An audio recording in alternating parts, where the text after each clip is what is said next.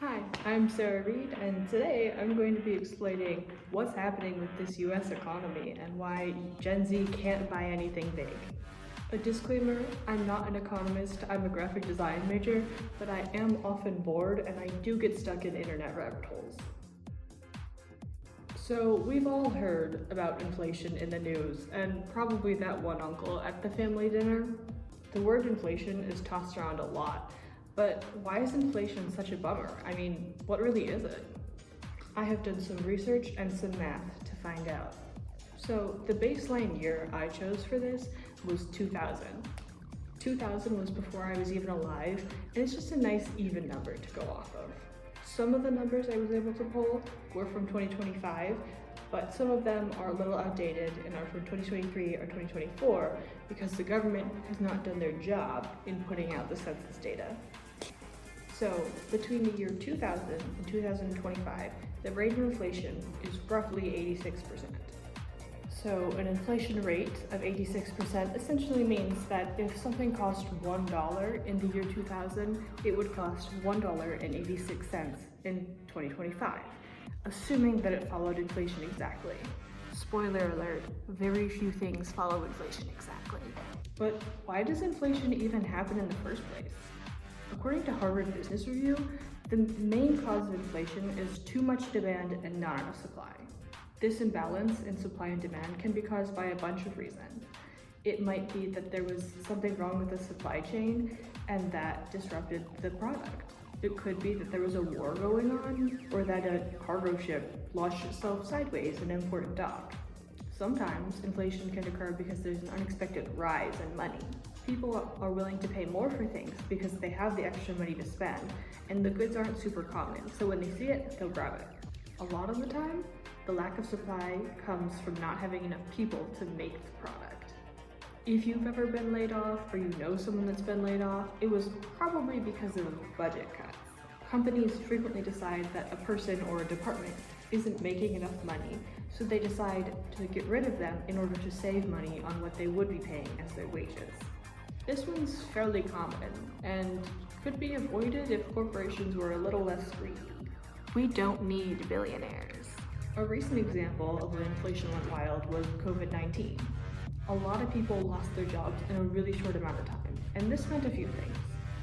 One was that goods weren't being produced, nor were they being moved and distributed. This was happening because there was no workers to make these things. A second thing that happened, people didn't have money to buy anything. People didn't have jobs to make money, and so they couldn't spend the money. So COVID essentially put a stop to the economy. But it's 2025 now. COVID's not nearly as pressing. Not everyone's getting furloughed. Why can't we buy anything still? A big number in living in current day society is the cost of living. And now when I say cost of living, I mean cost of surviving. Generally speaking, the cost of living in a location depends on the price of housing, food, and taxes. Cost of living does not include anything like fun, clothing, emergencies, personal hygiene, cleaning products, or saving funds. Every place has a different cost of living. New York City is more expensive to live in than Boise, Idaho, and Boise, Idaho is more expensive to live in than Rochester, New York. But each of these places have different average wages too. Of the three, on average, people in New York City make the most, then Rochester, then Boise. Looking at these numbers, everything should be fine, right? On average, people are making more than the cost of living in their area, so they should be fine, right? Wrong. Let's take Boise, Idaho, for example. If you make the average $62,000 a year, and $58,000 of that is going towards just surviving, you're not making enough.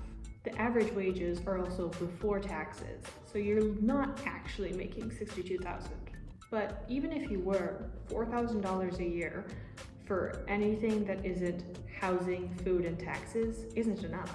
$4,000 won't cover clothing, fun, emergency funds, personal hygiene, cleaning products, pet products. Not to mention, there's no way you can save up for a house with that. Now, to take a short little break from those depressing numbers, let's talk about fashion. There are lots of different ways to measure how the economy is doing.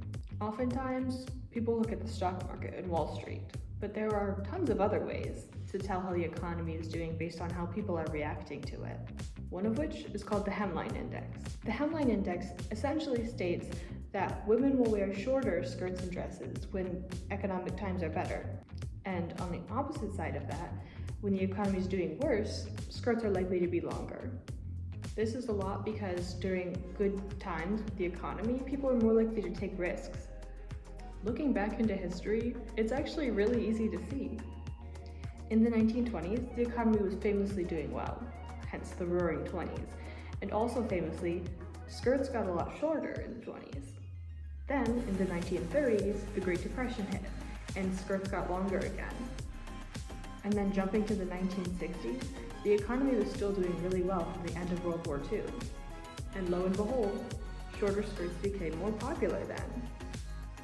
Now in 2025, social media trends make it a lot harder to pinpoint an exact style that can describe the times. But if you just search dress on many popular clothing websites, you can get a glimpse into what's popular. I looked at H&M, Macy's, Opoly, and Nordstrom.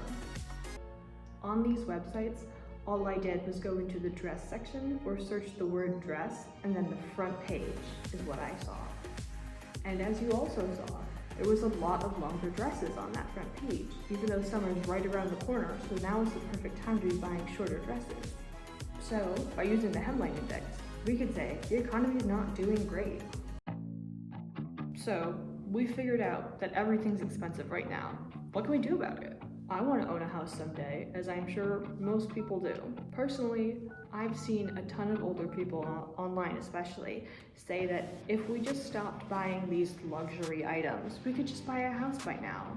Luxury items are things like coffee or a little treat from a bakery.